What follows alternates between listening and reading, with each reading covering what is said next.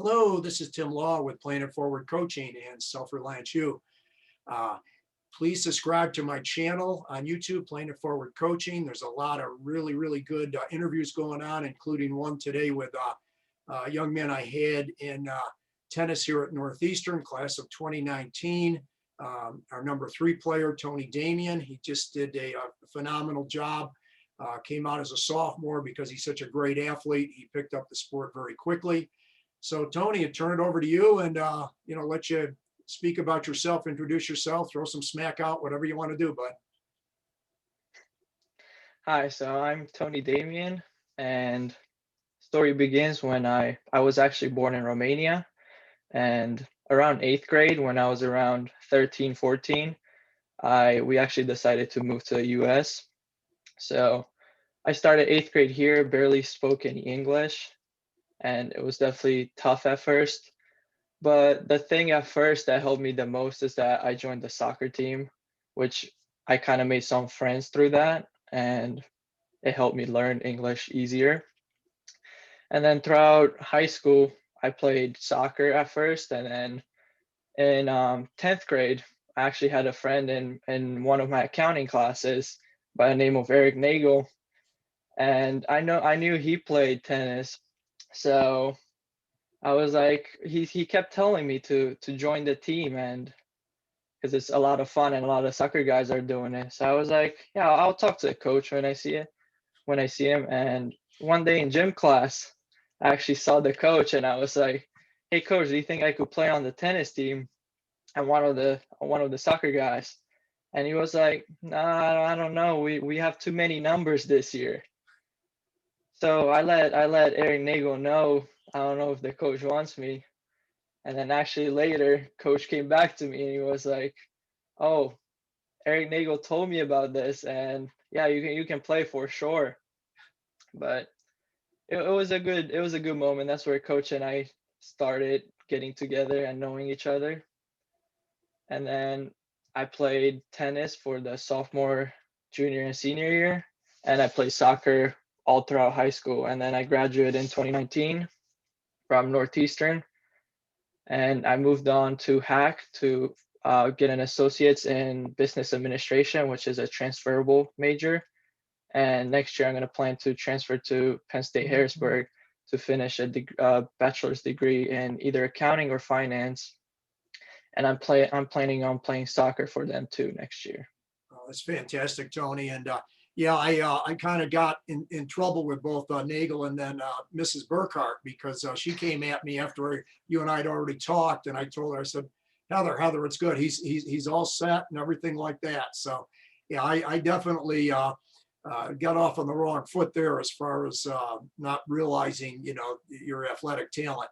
My favorite Tony Damian story, though, and I absolutely love this one. I've told to so many people is probably about 3 years ago. Tony, I think, was a junior. So I think I called him up on the phone at about 2:30. It was February, but as long as it's above 40 degrees, we're out there playing tennis. So I call him and say, "Hey, Tony, you going to come to tennis today?" "No, coach, I have to go and get my braces tightened." So tongue in cheek and facetiously, I say to him, "Tony, come to me." He says, "I will tighten up your braces." And I said, "I'll give you a discount." Tony doesn't miss a beat. He just says without, with no hesitation, and I'll do it in his Romanian accent, "Coach, why would I come to you to align my teeth when you can't even park your car straight?" And I said, well, anyway, he got me on that one. That was really good. And it's one of my favorite back smack lines that I certainly probably deserve without a doubt. So tell us more about some of the life lessons, Tony, that you've learned in as far as and Tony's very humble. He wasn't only a soccer player, he was an all-county soccer player. He was exceptional. And he was also exceptional for us on a very good 14-1 tennis team where he played third singles for us. So tell us about some of the life lessons and things you've learned, Tony, with what sport has helped you out with. So I feel like sports give you that motivation to push harder. Like as soon as you start, let's say you want to play soccer, you got to get in shape before the soccer season even starts, because if you don't begin before the soccer season, you're not going to be ready.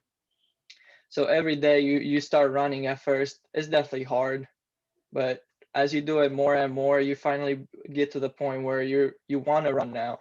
You Mhm. want to, since you got better at it, you want to just do it more and more. So I feel like if you stay motivated in things you do, you're gonna just achieve more and more.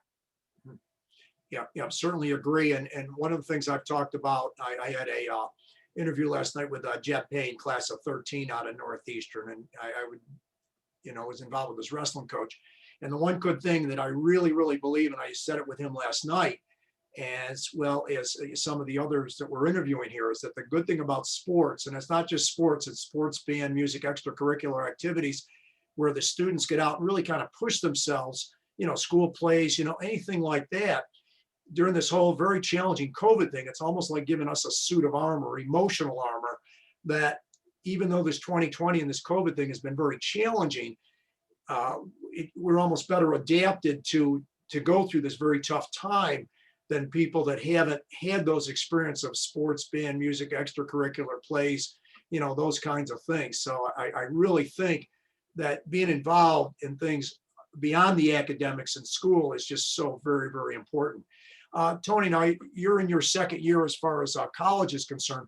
What are some of the lessons that you could give, let's say, upcoming juniors and seniors, as far as picking a college, being careful about college debt, a degree that is worthwhile? I heard what you said as far as your degree, what you're going for, and it sounds like it's really solid. What advice would you give some of these So younger people?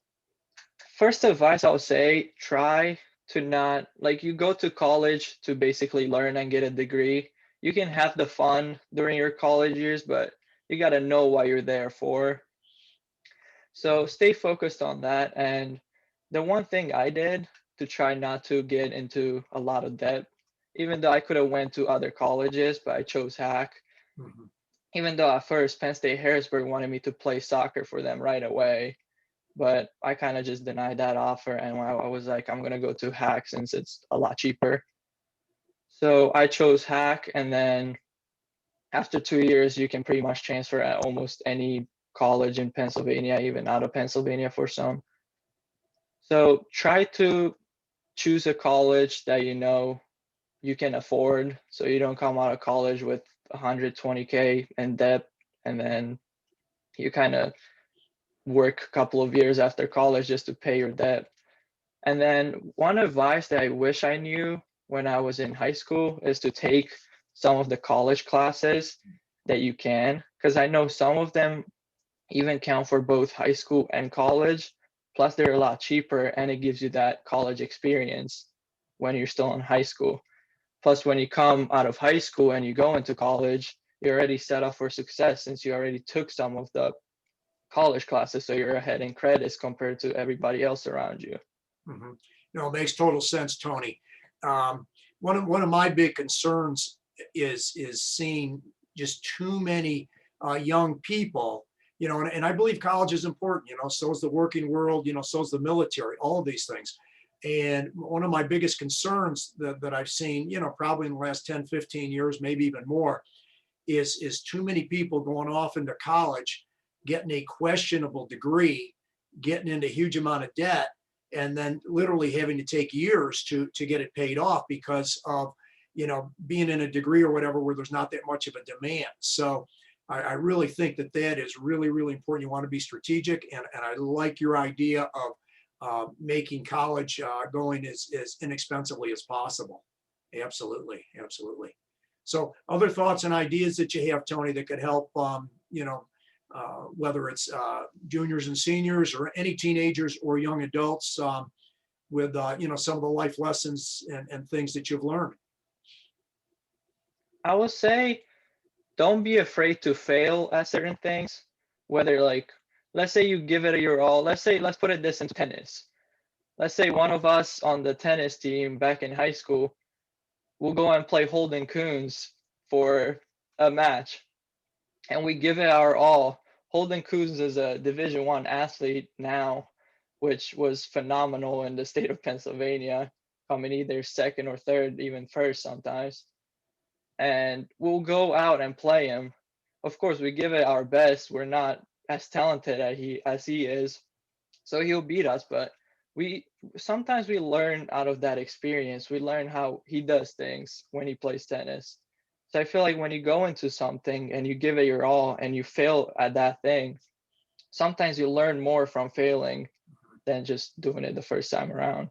Yeah, yeah, excellent point, Tony. One of the things, and I still probably the match that I may have been proudest of you guys, that 2019 crew with Josh Sanderson, Lance Freese, yourself, Hayden Golden, Ryan McElwain, Sam Seidel, and Eric Sowers, was when we had just beaten Suburban in the first round of the districts, and we were going to play Hershey, basically one of the top two teams at the time in the whole districts. And I remember talking to one of the moms of one of our kids that was playing, and oh, she came up, she was all nervous, and I quietly said to her, I said, honey, I said, relax. I said, these guys are going to blow our doors off. I said, there's nothing to be nervous about.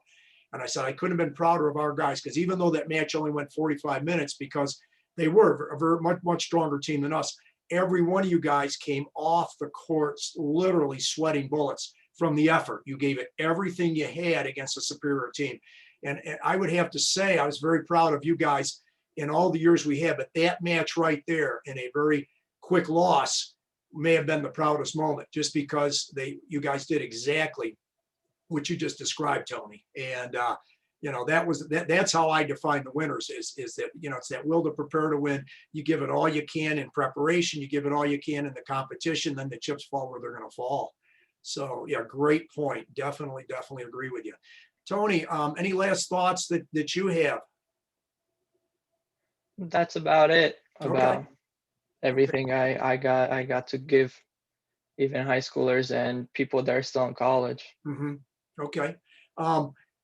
If people have some questions for you, Tony, could you give us the best way for people to contact you?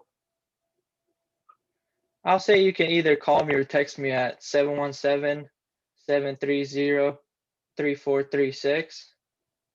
And you could email me at damiantony2000@gmail.com. That's DAMIANTONY2000@gmail.com. Very good. Well, Tony, please stick around afterwards. Once I close this recording off, I'll talk to you for a minute or two afterwards.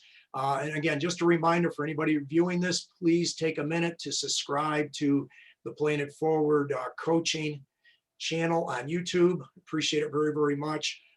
These interviews are absolute gold for people that are looking to go on to college or careers or whatever. I've got a number of different interviews here that can really help people, whether you're in college now or you're going to go to college, or careers, or even the military. So please look into those, and we will definitely stay in touch here. Thank you very much. Thank you, Tony.